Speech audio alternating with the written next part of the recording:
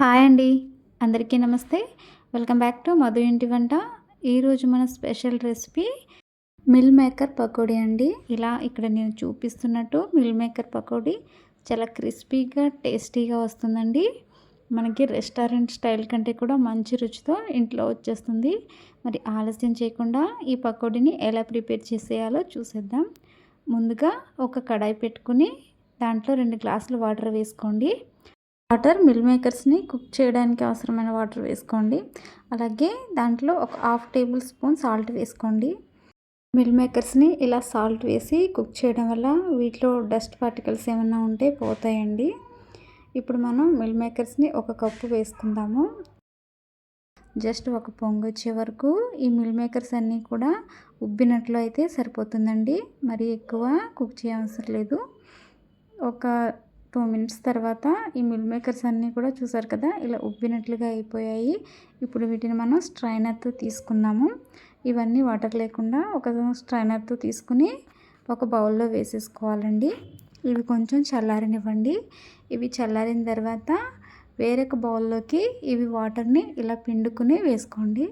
ఇలా మొత్తం అన్నీ కూడా వాటర్ని పిండేసి వేసుకోవాలన్నమాట. ఇలా వాటర్ని పిండడం వల్ల మసాలాలన్నీ కూడా మేకర్స్కి బాగా పడతాయండి. ఇప్పుడు ఒక హాఫ్ టేబుల్ స్పూన్ సాల్ట్ వేసుకోండి.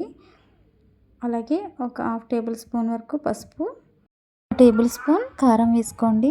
కారం కొంచెం మీరు టేస్ట్కి సరిపడా చూసి వేసుకోండి. అలాగే ఒక టేబుల్ స్పూన్ వరకు అల్లం వెల్లుల్లి పేస్ట్, ఒక టేబుల్ స్పూన్ గరం మసాలా కానీ చికెన్ మసాలా కానీ వేసుకోండి. ఒక హాఫ్ టేబుల్ స్పూన్ ధనియాల పౌడర్ కూడా వేసుకోండి. అలాగే 2 టేబుల్ స్పూన్ కార్న్ఫ్లోర్, ఒక 3 టేబుల్ స్పూన్ వరకు శనగపిండి వేసుకోండి. ఇప్పుడు మనం వేసుకున్న వీటన్నిటిని కూడా బాగా మిక్స్ అయ్యేటట్టు ఈ మసాలాలన్నీ కూడా మిల్ మేకర్స్కి బాగా పట్టేటట్లుగా ఒకసారి మనం చేత్తో ఇలా కలుపుకోవాలండి. ఇలా మిక్స్ చేస్తూ కలుపుకుంటే మసాలాలన్నీ కూడా మంచిగా మిల్ మేకర్స్కి పడతాయి. ఇప్పుడు మనం ఒక 10 మినిట్స్ దీన్ని పక్కన పెట్టేసుకుందాము. 10 మినిట్స్ తర్వాత మనం స్టవ్ వెలిగించి ఒక కడాయి పెట్టుకోండి. కడాయి కొంచెం హీట్ అయిన తర్వాత మనం డీప్ ఫ్రైకి సరిపడా ఆయిల్ వేసుకోవాలి. ఇలా ఆయిల్ వేసి ఆయిల్ హీట్ అయిన తర్వాత మనం ముందుగా మ్యాగ్నేట్ చేసి పెట్టుకున్న ఈ మిల్ మేకర్స్ అన్నీ కూడా ఆయిల్లో వేసేసేయండి. ఇవన్నీ ఆయిల్లో వేసిన తర్వాత 1 మినిట్ అలా ఫ్రై అయిన తర్వాత మనం స్ట్రైనర్తో ఇలా కలుపుకుంటూ మొత్తం అన్ని వైపులా కూడా ఫ్రై చేసుకోవాలండి. ఇలా కలుపుకుంటూ ఫ్రై చేసుకుంటే మనకి అన్ని వైపులా కూడా ఈవెన్గా ఫ్రై అవుతాయి. ఈ మిల్ మేకర్స్ మనకి కలర్ చేంజ్ అయ్యి మంచి గోల్డెన్ కలర్ వచ్చిన తర్వాత ఇవి క్రిస్పీగా తయారయ్యాక మనకి రెడీ అయిపోయాయండి. చూసారుగా కలర్ చేంజ్ అయ్యాయి, క్రిస్పీగా తయారయ్యాయి. మనం ఇప్పుడు వీటిని తీసేసుకుందాము. ఇలా తీసుకున్నాక మనం నెక్స్ట్ బ్యాచ్ కూడా వేసేసుకుందామండి. మిల్ మేకర్స్ పకోడీని బయటికి వెళ్ళి కొనుక్కుని తినే పని లేకుండా ఇంట్లోనే ఇలా ఈజీగా ప్రిపేర్ చేసుకొని చూడండి.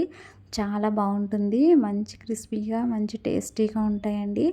ఎంతో టేస్టీగా క్రిస్పీగా ఇక్కడ మనకి మిల్ మేకర్ పకోడీ అయితే ప్రిపేర్ అయిపోయింది. అంతేనండి, ఈజీగా మనం దీన్ని ప్రిపేర్ చేసేసుకోవచ్చు.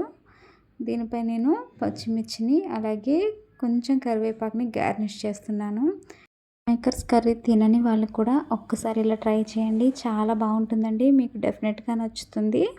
మీరు కూడా ఈ మిల్ మేకర్ పకోడీని మీ ఇంట్లో ట్రై చేసి ఎలా వచ్చిందో నాకు కామెంట్ బాక్స్లో కామెంట్ చేసేయండి.